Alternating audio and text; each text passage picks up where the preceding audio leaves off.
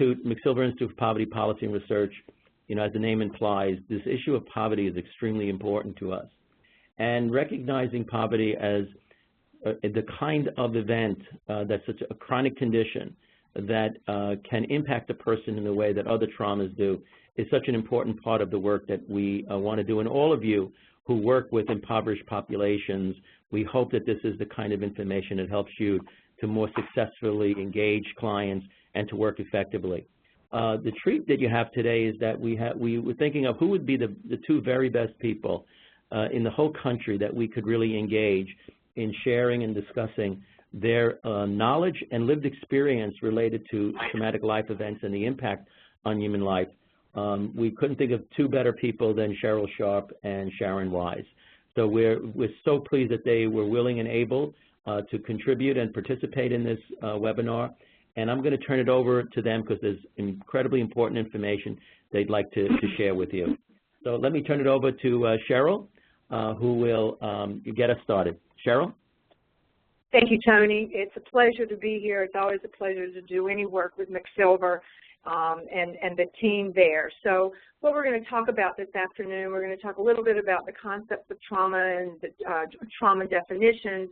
We'll do some overview around U.S. poverty, looking at it from a rural and an urban perspective. We'll take a brief look at the neurological effects of poverty and of trauma on the brain. And then Sharon and I both will be talking about trauma in urban environments, and very much Sharon will be talking on how poverty affects families and relationships, and we'll hopefully have a little bit of time for questions and answers. Next slide, please. So, you know, the title of this webinar is, you know, is basically which came first, the chicken or the egg.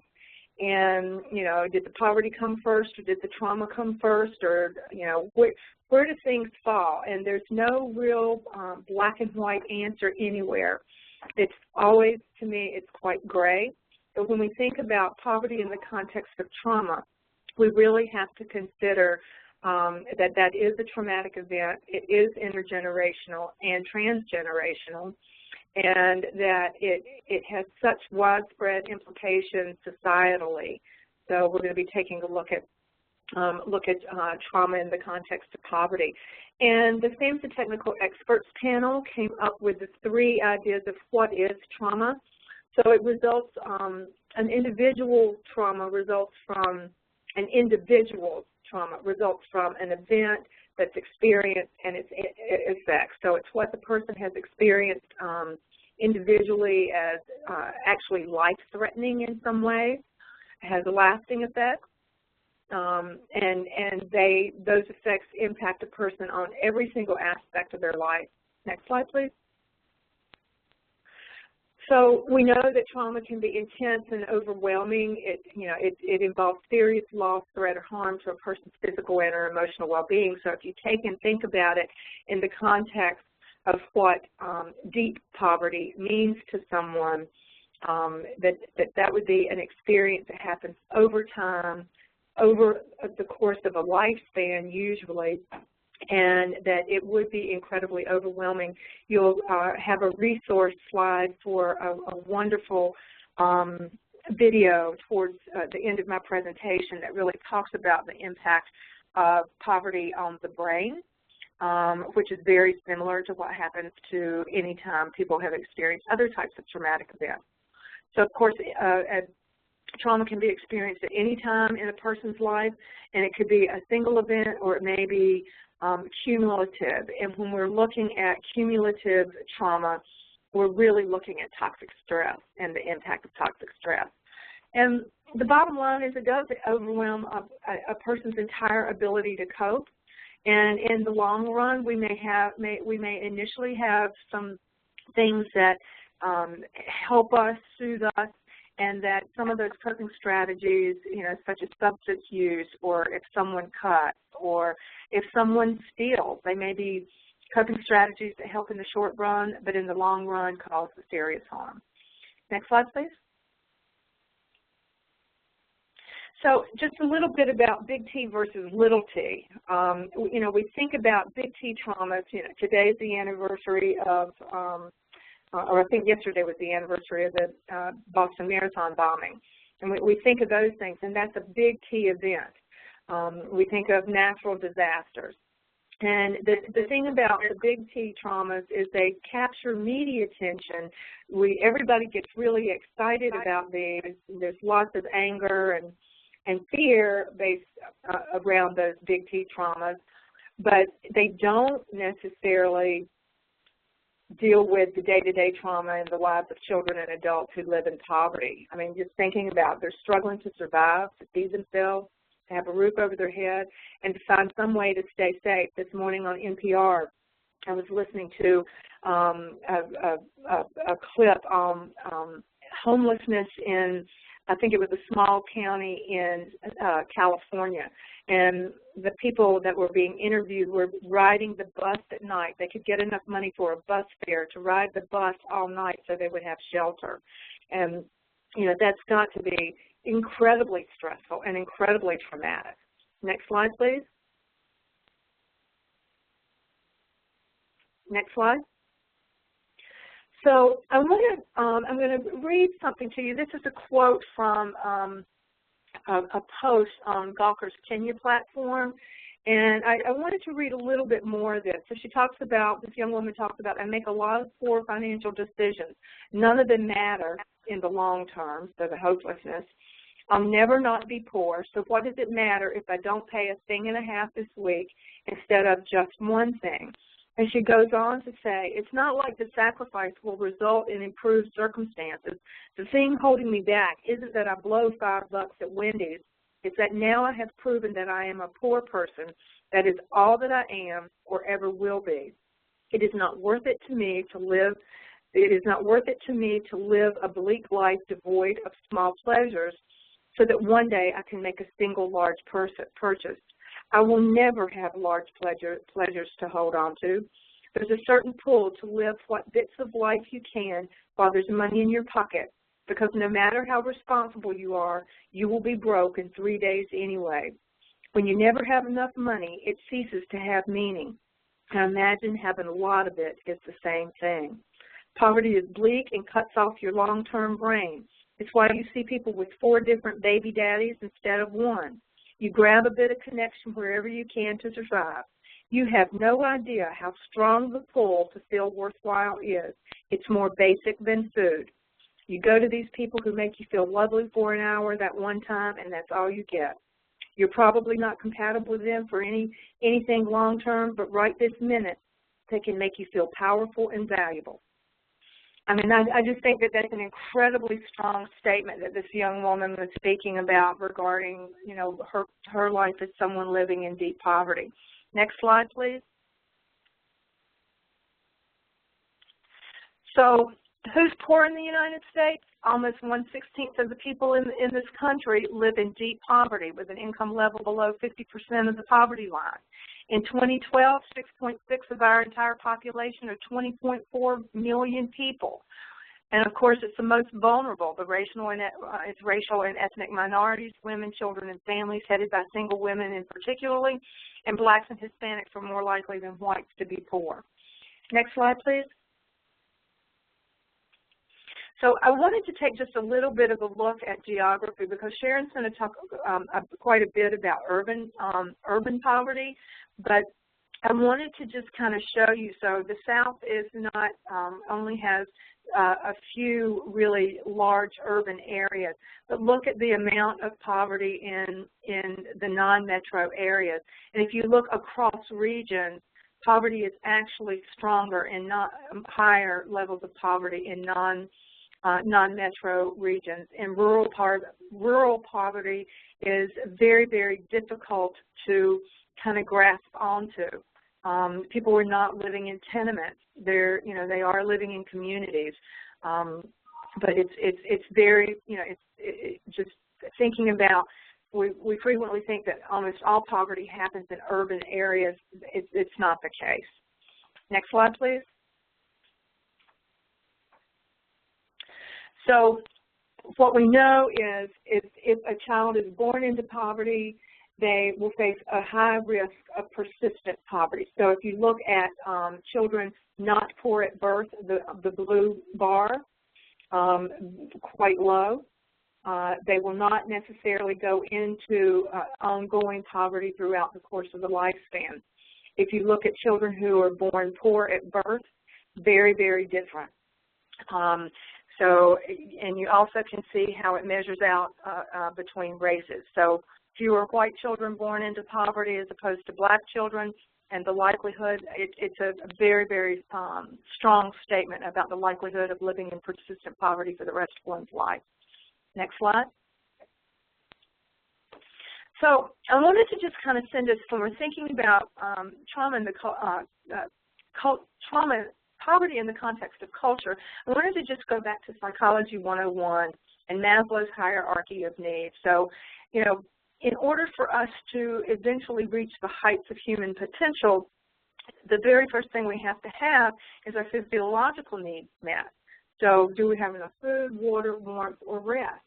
And when we start looking at children who grow up in poverty, we might not even think about rest, but the restlessness of what it's like to not know that your physiological needs are going to be met. Not having enough food.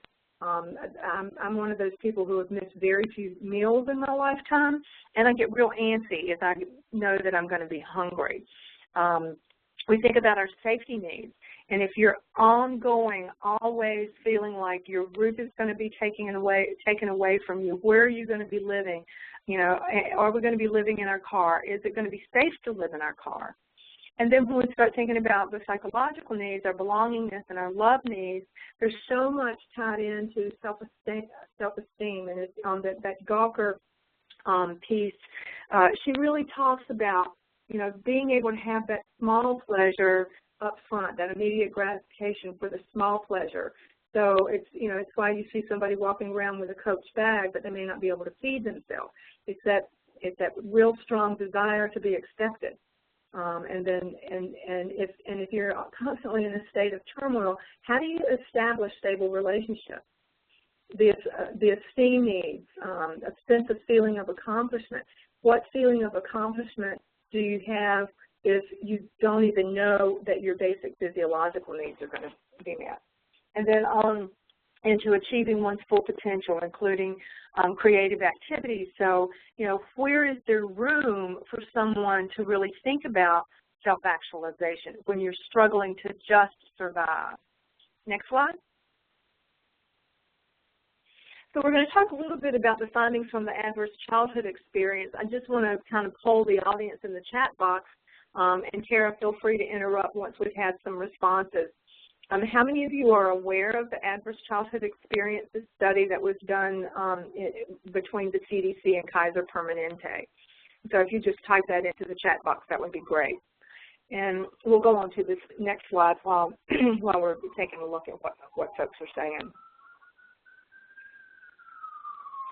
So if you're not aware of the ACE study, it was a 14-year collaboration between the CDC and Kaiser Permanente in San Diego. It's the largest study of its kind ever done. It was done with 17,000 HMO members who were interviewed and answered a series of questions about their childhood experiences. The purpose of the study was to look at the possible health and social effects of adverse childhood experiences over the lifespan. And let's go on to the next slide. Next slide. Hi, everyone. It's Kara. I just wanted to chime in. It looks like there's a big mix, Cheryl. There are some people that say they're aware of the study, and there are some people that say they aren't aware of the study. Oh, and I see somebody's using the data from the study in their dissertation research. Wonderful. So what the Adverse Childhood Experiences study did is it asked about 10 questions that included things like, you know, growing up in a home where there was enough. That was just one of the questions. Asked questions about sexual abuse, physical violence in the home, growing up in a family where a parent had mental health issues or addiction. So there were 10 questions, and they certainly were not the be-all, end-all of what adverse childhood experiences could be, but they were pretty comprehensive. And what we found out, or what Felitti and CDC found out, is that it influences, so that very fundamental foundation, when you're thinking about Maslow and going back to that other chart, the other pyramid, the adverse childhood experiences are right there where it's basic safety. And if you think back to how we were talking about trauma and what trauma is, we recognize that you know, that it's that life-threatening piece. And then it goes on, you can see all the way up to the pyramid, that it's neurodevelopmentally, all areas of the person's life, and then the adoption of health risk behaviors as self-soothers to mask or deal with the pain of the experiences that occurred earlier. And then those, you know, on up the pyramid, it leads to disability, behavioral health problems, physical problems, and then, of course, early death. And we know I come from the mental health field as Senior Advisor for Trauma-Informed Services for the National Council for Behavioral Health. And what we know is that people with mental health challenges tend to die about 25 years sooner than others. Next slide, please. So here, go ahead and click on this slide, please, Kara. It'll click through the questions. I just want to give people an idea of what those questions were. So if you'll click.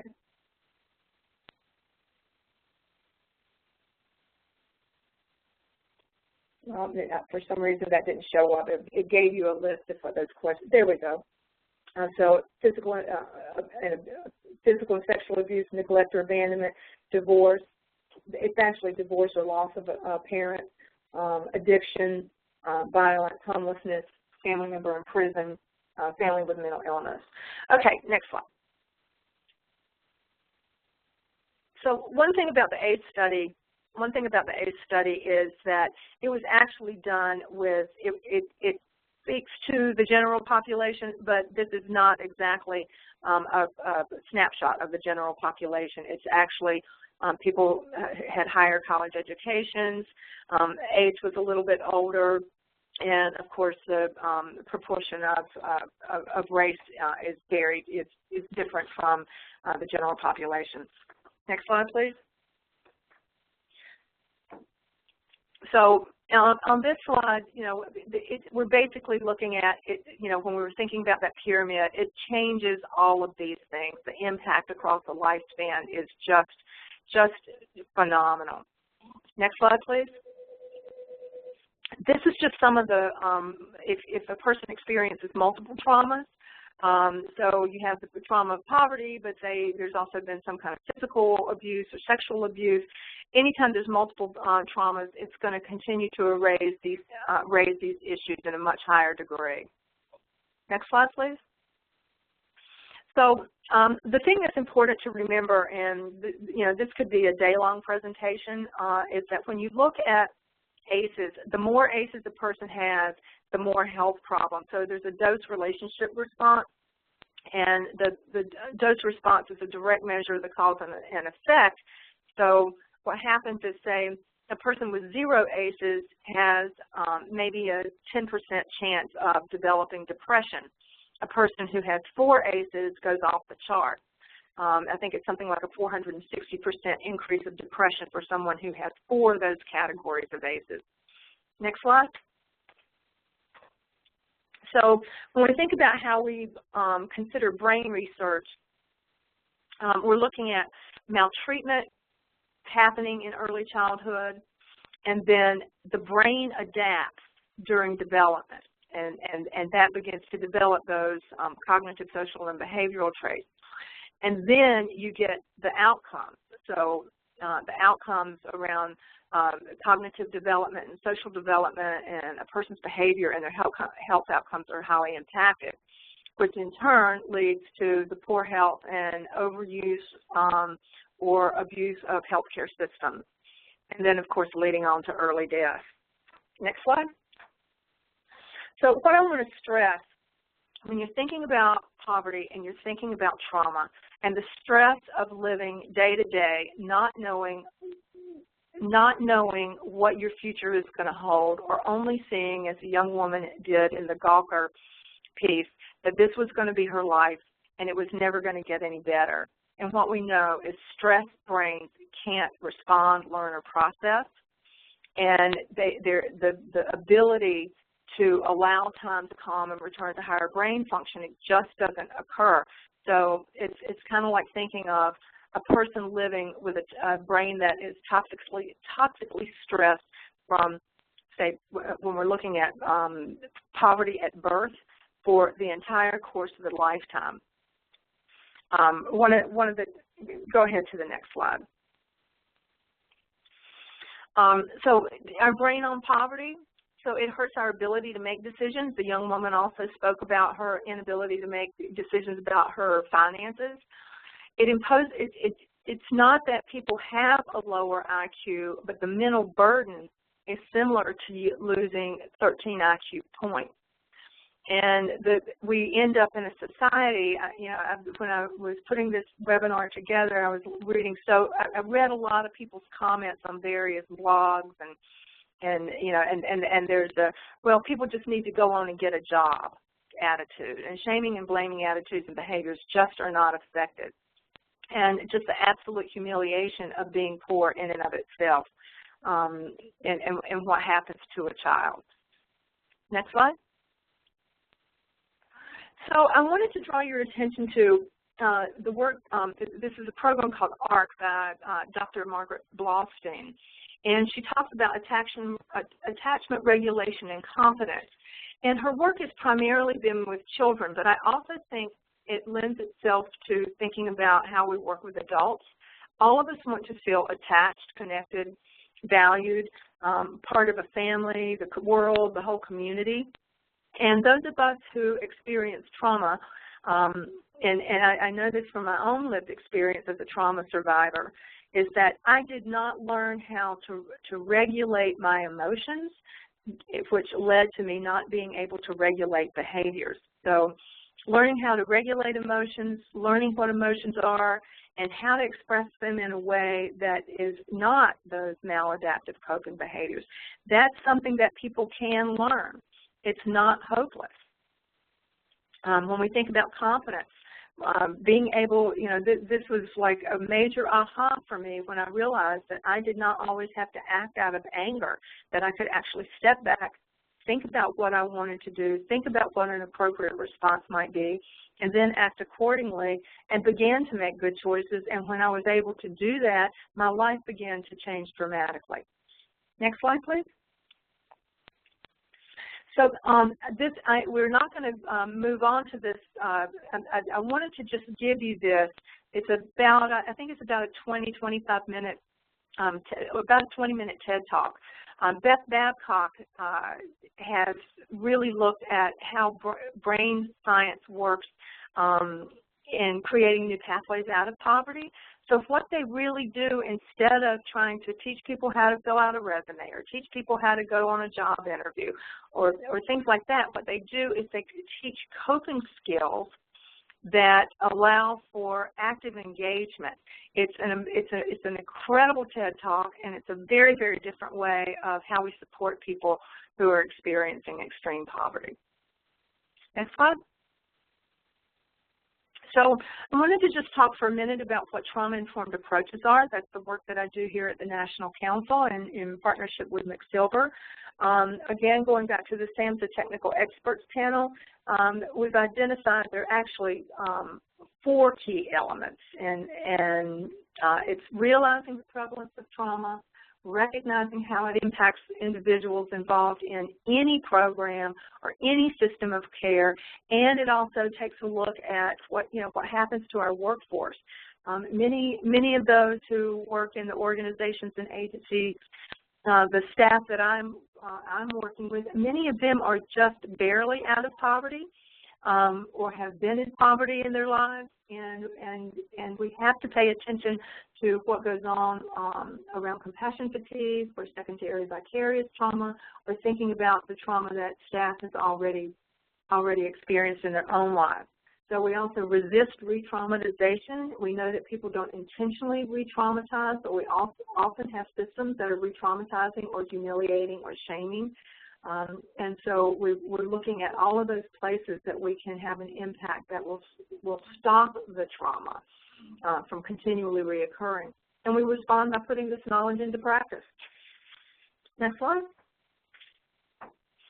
So from the work of Fallett and Harris, and also the work of Sandy Bloom, and I have a Fallett reference slide at the end of the PowerPoint presentation. We really talk about, we're trying to set up organizations or agencies or services that feel safe. When you're accustomed to living in an unsafe world, many of us do not even know what safety feels like. And creating those environments where people can begin to relax enough to get the help that they need. We want people to have, we want systems to have a widespread understanding of trauma, understanding the impact, what happens over the lifespan, and to really understand what it means when organizations say we're trauma informed.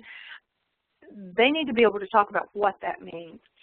Thinking about cultural competence, there is a culture of poverty, and recognizing what it means to live and grow up in a culture where the expectation is that you will be poor for life. We're always looking at, and Sharon will talk more about this, how we use the voice of people, with lived experience, and also those who are receiving services. We want things that are very person-centered, where recovery is consumer-driven and that trauma-specific services are offered. And above, and the first bullet and the last bullet both tie into each other. We're always looking for healing, hopeful, honest, and trusting relationships. Next slide. So the National Council has developed a tool called, it's an organizational self-assessment for trauma-informed care.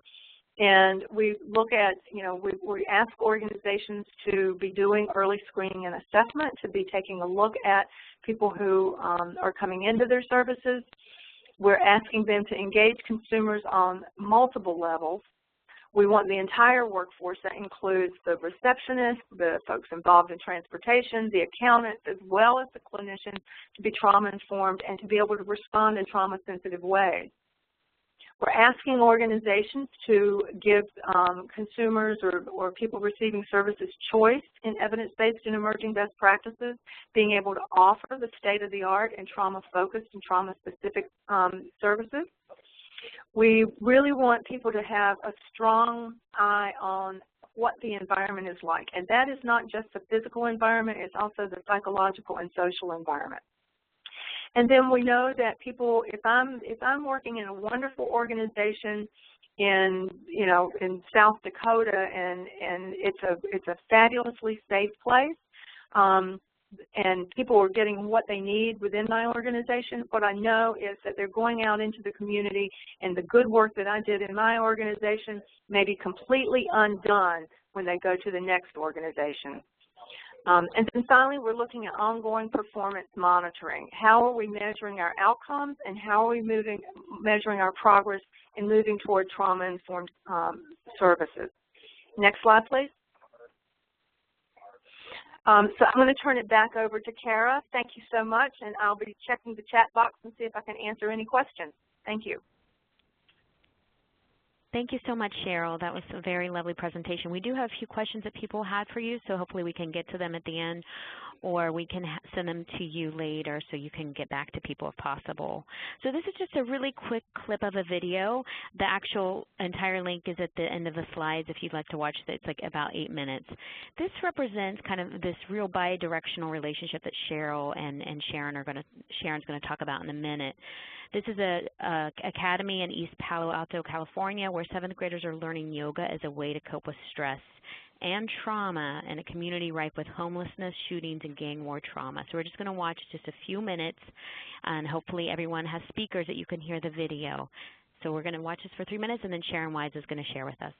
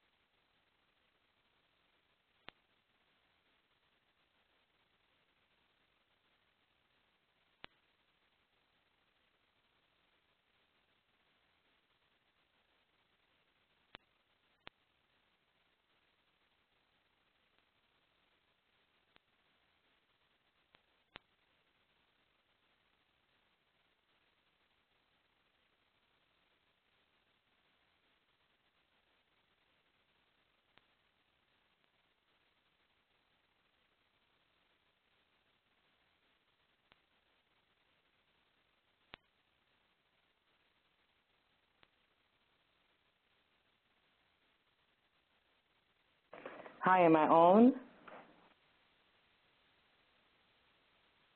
Sharon, you're on. Hi. I went mute for a minute. I don't know why. My name is Sharon Wise, and I want to thank you all just for inviting me to be a part of this very important webinar on trauma and poverty, understanding traumatic stress, stress and poverty, and which came first, the chicken or the egg. First, I just want to say I am a person with lived experience, a person with a severe trauma history, lived in the poverty, if you will, the ghetto, the hood, or whatever they call it this week. And doing this work, I come from two sides. And the first side I come from is the fact that, I do come from, having a trauma history and from poverty. And then the other side is I have a master's degree, and I've studied trauma and poverty and just traumatic experiences, stress on children from my own experience. So a lot of what I'm going to talk about in my slides is what I've researched, what I've learned, and my own personal experience. And I come from it from the perspective of the community of self. So I know I may get some questions about, well, how did you get out of it? How did your life change and things like that? And what I want you all to think about as you go forward with this mighty, mighty work and with listening to different webinars and classes and different, sessions that you might be on around trauma and poverty and just trauma, period, with poverty being the subculture of it, that you think about yourself and yourself being a community and what part are you going to allow to rule in your own personal community of your own self as you do this work. And most of what I'm talking about here, you can't find it in a book. I did include some resources and references at the end, but most of what I'm talking about you cannot find in a book. It's things that just from hard-won experiences and traveling around the globe, internationally, in Europe, the Netherlands, Germany, England, the islands, Jamaica, Trinidad, Tobago, things that I've seen, the empiricalness of what I'm talking about, seeing it with my own eyes and reading it in the book and correlating them. And so what you see on the slides are some of the things that I found. We need to understand how all levels of family and service systems promote resiliency and adaptations that lead to positive outcome. And even in my own life, living in extreme poverty where violence, walking past, street signs and poles where there were teddy bears where a child has been killed or someone has been killed there, you become very numb and desensitized to that, especially when that's your life. It might as well be the Eiffel Tower or a flower garden, because when you live and you grow up in that environment, those things are not horrific. They are not terrible. They are not, we make lemonade out of lemons and tomato soup out of ketchup and water and little salt and pepper. So you begin to adapt and you begin to live through your own internal resiliency that you're born with when you're living in that environment. So what we look at as clinicians, practitioners, people who are striving to change the system and make it better for people, what we look at it as traumatic, when you grow up in that, you look at it as beautiful and that's normal, and you find something beautiful in the flowers that's trying to peek out amongst the wood and the tires that were thrown in the little dump site near my home. Next slide.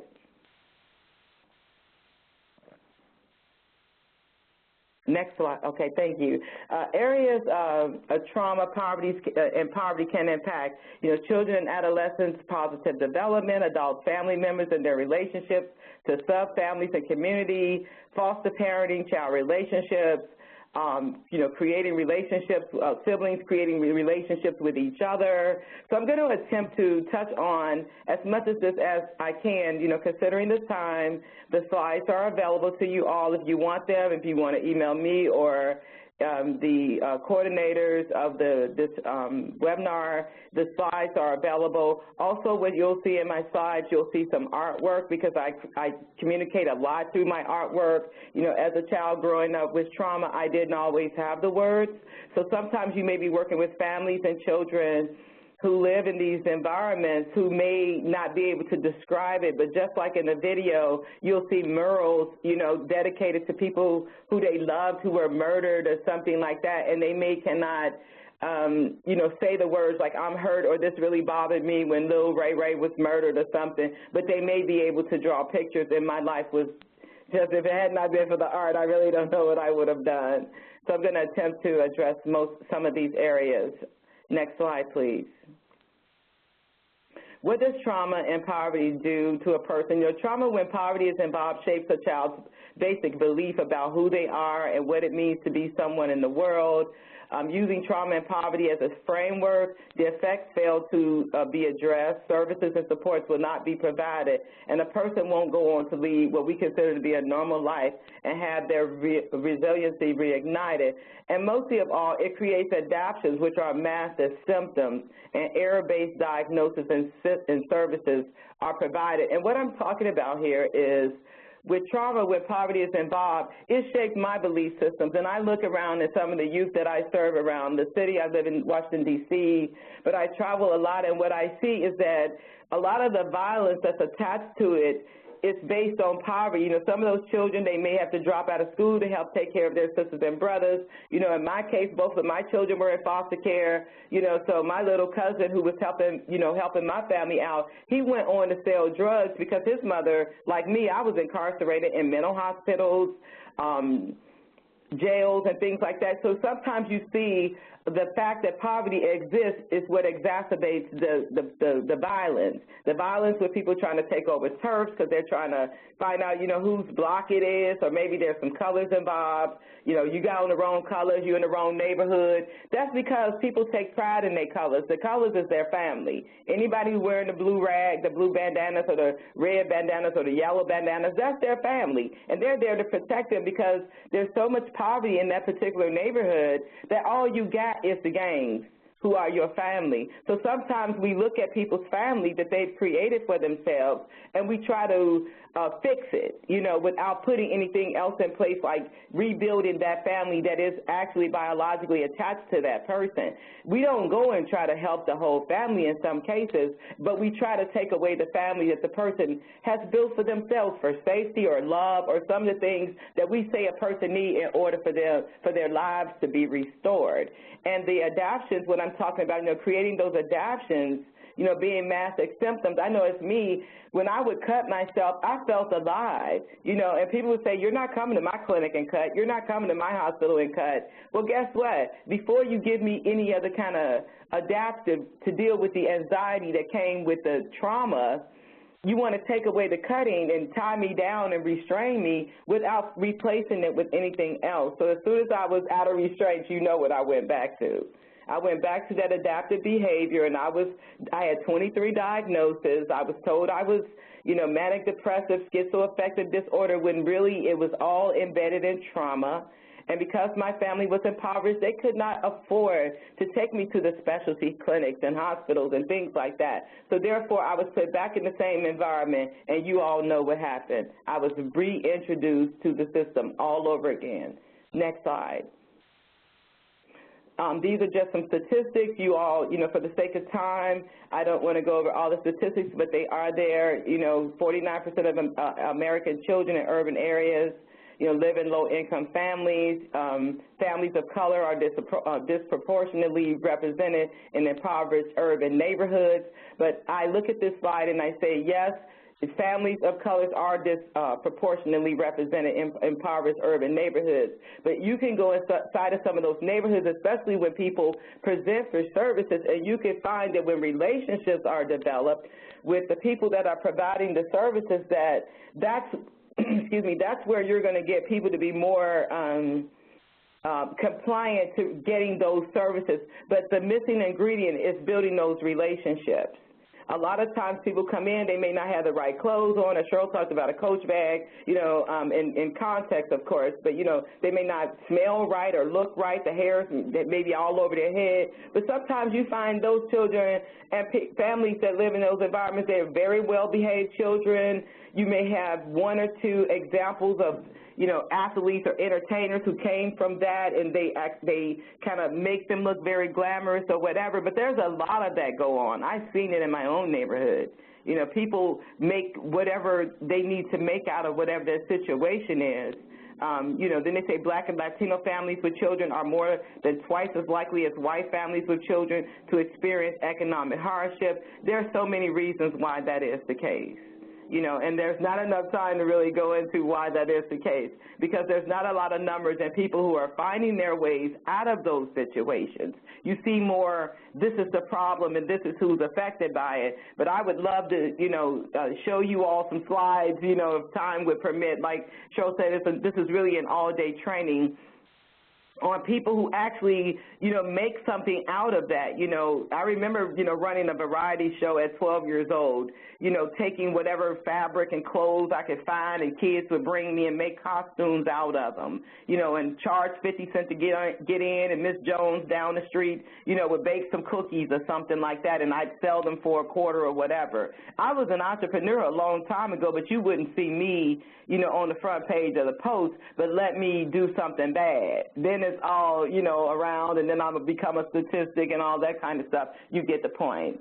Next slide, please. More stats. You all can go back over this and read this, but more importantly, 83% of inner-city youth report experiencing one or more traumatic events. 1 out of 10 children under the age of 6 living in major American cities report witnessing a shooting or stabbing. But once again, even though the statistic is there, we learn, and I'm including myself, we learn to deal and live with the shootings and the stabbings that we witness. We know that that's vicarious trauma, it's secondary trauma.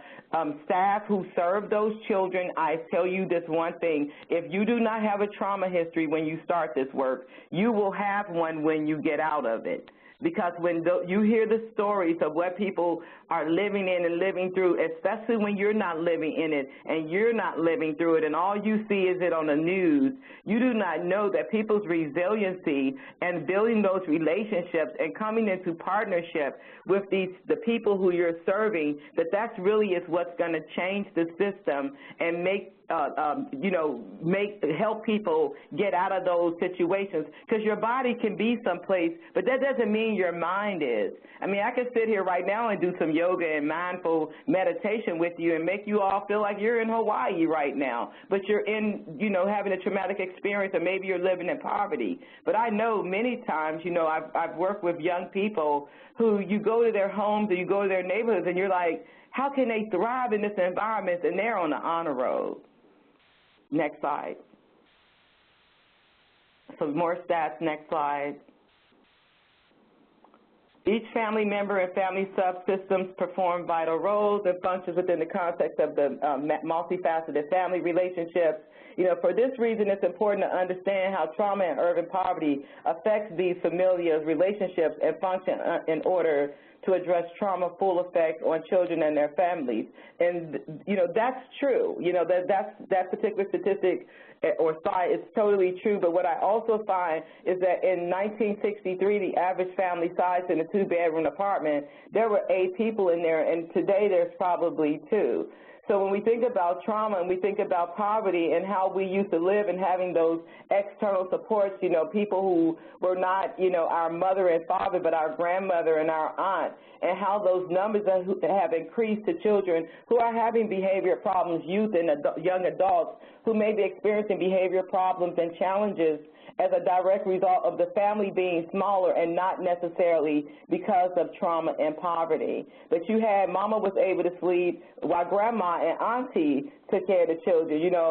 Dad was able to sleep because his brother was out there on the ball with the kids.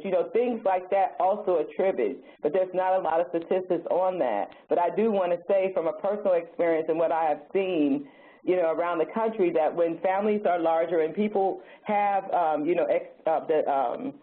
the sub-families there, the multifaceted family relationships are in place, it positively affects chronic exposure to trauma. It's quite the opposite. Next slide.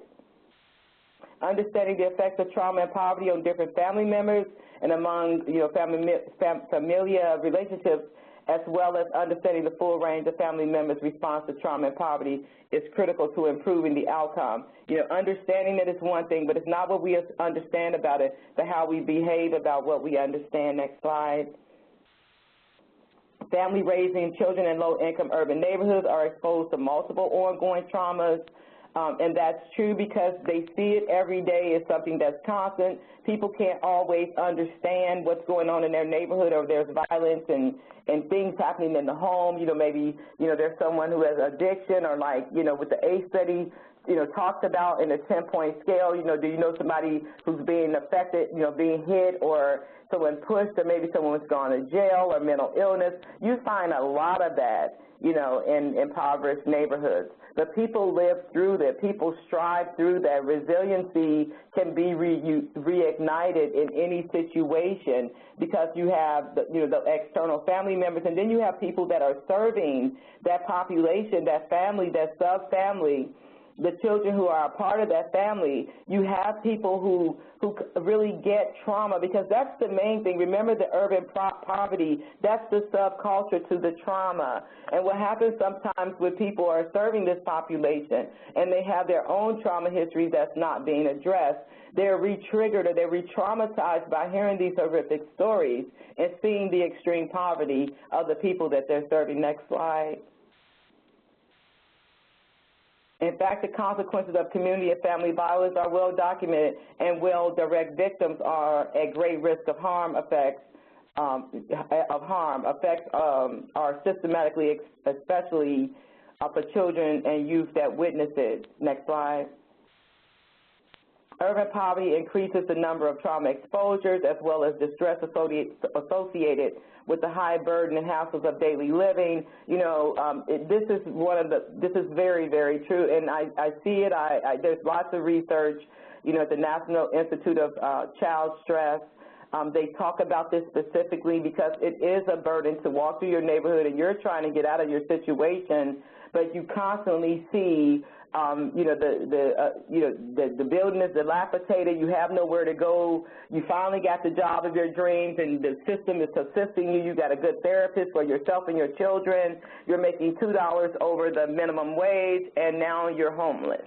You know, all of that is very stressful, and there's a lot of association between, you know, especially women who finally begin to get their lives together, or maybe they finally got the baby dad doing what he's supposed to do, and they end up $2 above the income mark, and now they are not just homeless, but they find that a lot of the services with child care and things that they need to continue to support themselves are snatched away. And that's where that high burden comes in, that in the hassle of daily living, because you're trying to figure out, how can my case manager not, you know, realize that I'm making $2 over, or the baby dad is giving me $100 a week. And she may or he may need that extra money because things happen. I mean, we all know that. I mean, gas prices are, what, $20 a gallon now? Next slide.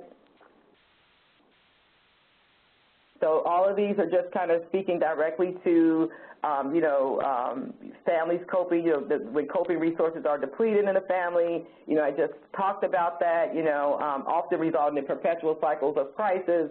You know, in some systems, in some family structure systems, you find, you know, dad lost his job, now we might get put out, you know, or mom, you know, lost her job, this may happen, or I can't go to aftercare now, or I can't afford to send the children to aftercare, those perpetual cycles of crisis. And when people are in a crisis, as we know, it's not a teaching moment. You comfort, you teach later.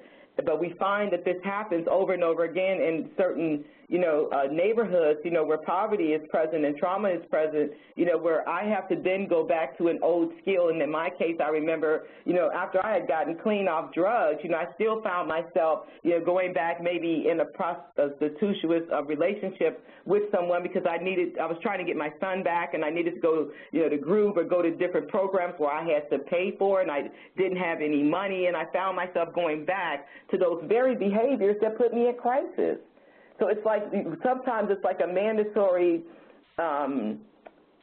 I guess I felt like I was mandated to go back to an old behavior, or doing something that may put me in a violent relationship or something where I'm being harmed in some kind of way, just to fulfill a need in order to get me to the next level where my life can be made whole.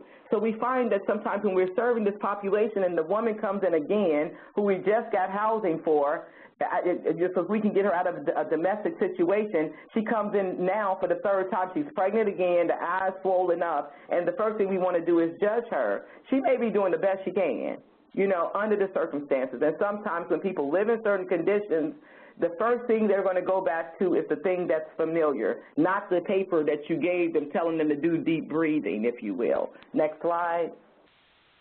This kind of speaks to the same thing. Next slide.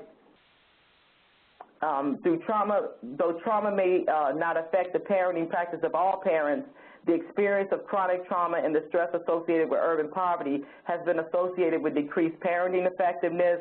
You know, that's a given. You know, when you can't feed your children, or you don't know if the marshals is coming to put y'all out, and the housing appointment that I had yesterday, I couldn't make it because I don't have any money to get to the appointment. That's where we need to, you know, when we think about service providing or changing the system to become more trauma-informed, the entire system, not just us being trauma-informed, you know, making sure that some services have to be done in that person's natural environment, because everybody don't have car fare. You know, but you're called non-compliant when you can't get to your appointment because you use your money to buy food, you know.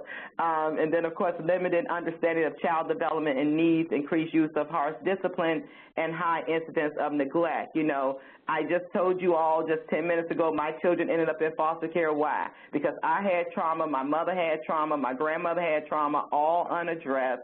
And I've found myself putting my children in very neglectful situations. I've lived under bridges. I've, you know, eaten at the trash can. I've done things that I know were very neglectful, but why?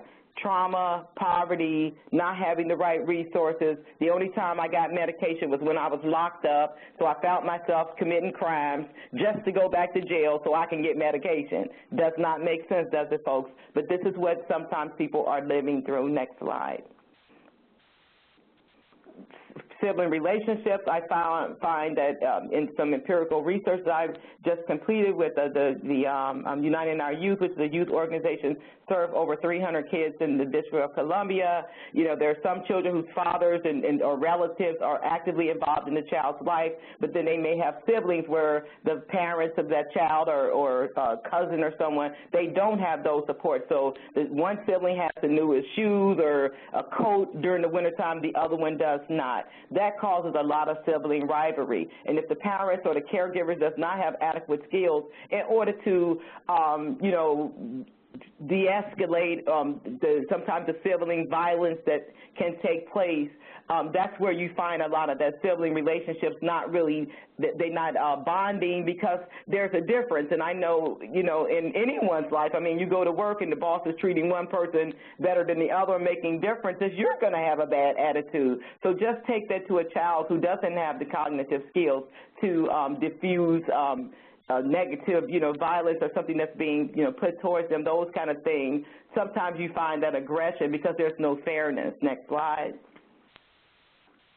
Intergenerational trauma, you know, the research on intergenerational trauma in urban poverty has demonstrated that adults with histories of childhood abuse and exposure to family violence have problems with emotional regulation, aggression. You know, the list is much longer than the slide is here, you know, and sometimes in that intergenerational trauma, especially with some of the numbers that you see with the 2009 SAMHSA report on what it costs to treat it, you find that a lot of those numbers and dollars that we're spending have everything to do with the fact that someone had trauma early in their life and it wasn't treated, and then they pass it on generation to generation. But I think that the people on this call and the folk who are putting this webinar together, we're going to break that cycle, because we're going to start looking at, you know, going into the elementary school, the pre-K, you know, working with those teachers, working with those kids, and getting people the assistance that they need, wrapping services around them sooner, earlier in their lives.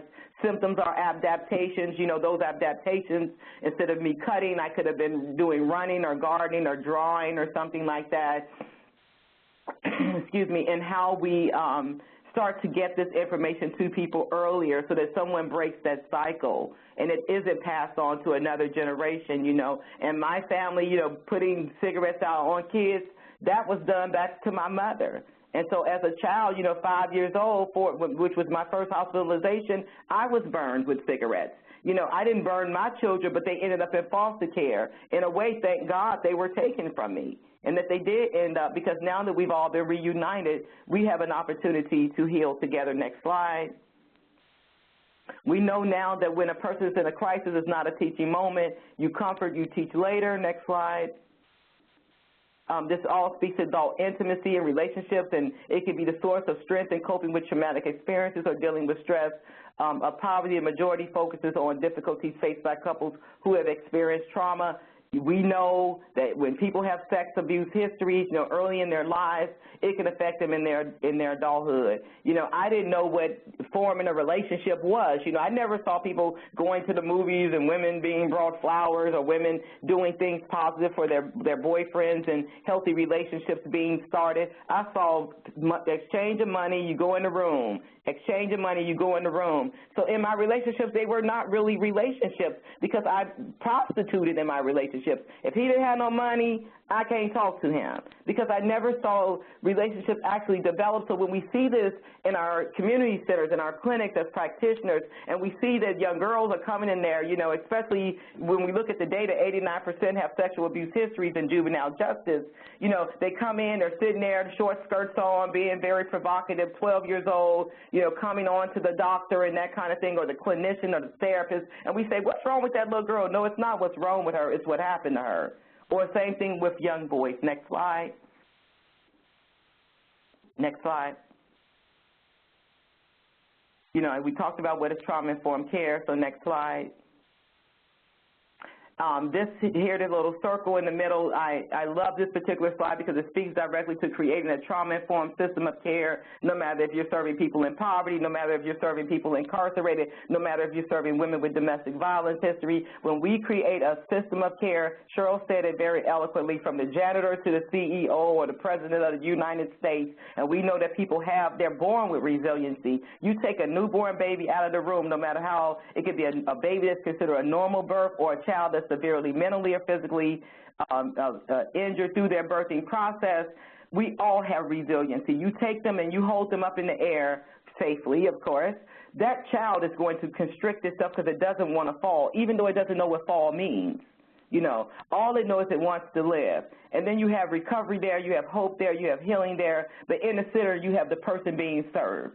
At the end of the day, we're all servants. Even with everything that's happened to me, I can say, okay, poor Sharon, look at all this stuff that happened to her. No, it didn't happen to me, it happened for me. So people that are on this call that's presently serving, or people that's going to be serving someone, that we look at that at the end of the day, the person in the middle, they're the ones who are coming to us because we have something that we can offer them. But it has to be done through the trauma lens. Next slide.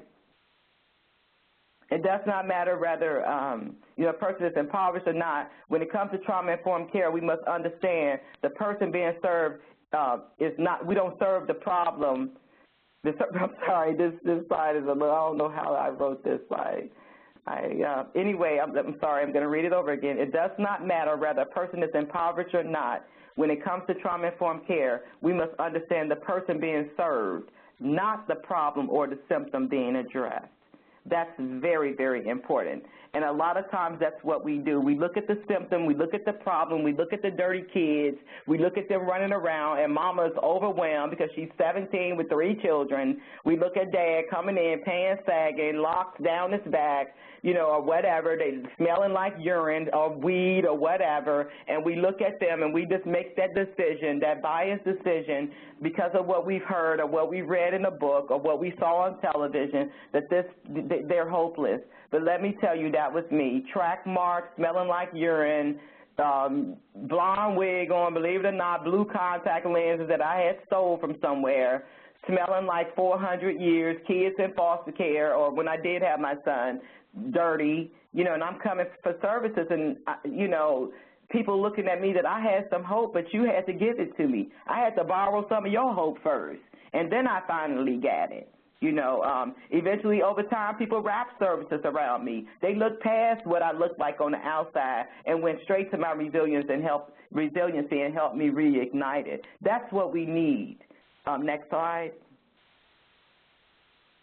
Some of the things, in closing, you start where you are. We must create the right team of change agents, which are the people on this call, people that really want to help, those early adopters that understand it's not what's wrong but what happened. We build awareness and understanding of trauma, trauma-informed care, trauma-informed system of care. They're all different. You can understand trauma. You can know what being trauma sensitive is, but, do you have the opportunity to practice it? And in some agencies, some systems, it's about clocking in, clocking out, going home. Hey, you did your job. But it's a little more than that. And a lot of what you find is not in a book.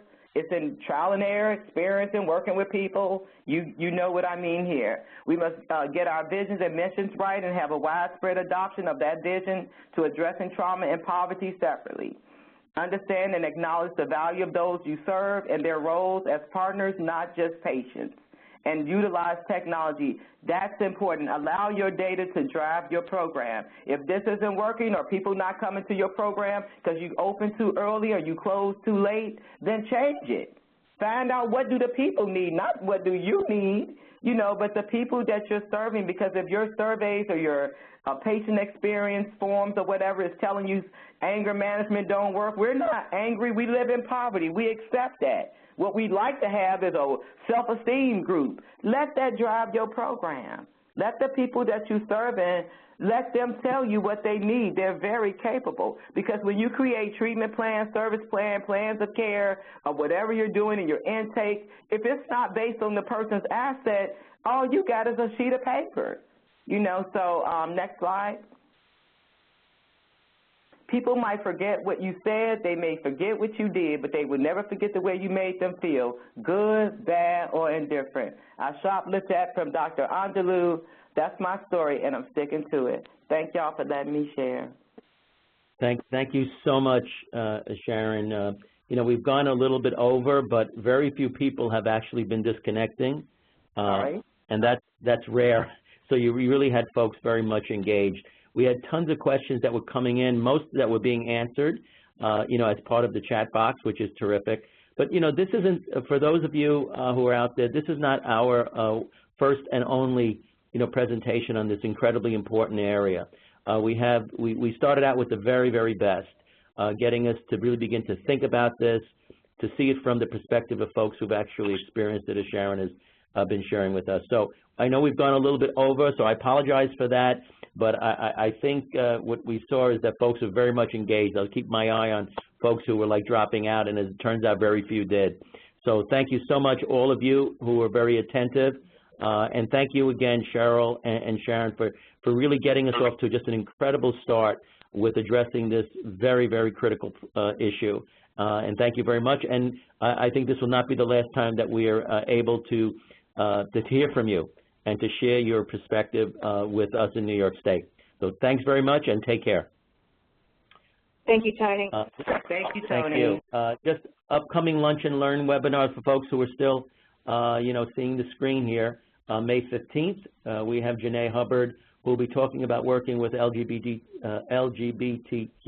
youth in mental health settings. And then folks have asked for also some information about some of the changes with DSM-5 that are going to be most pertinent, and that we'll have in June.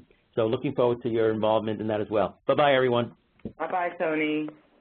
Bye-bye. Thanks again, Sharon and Cheryl. Yay.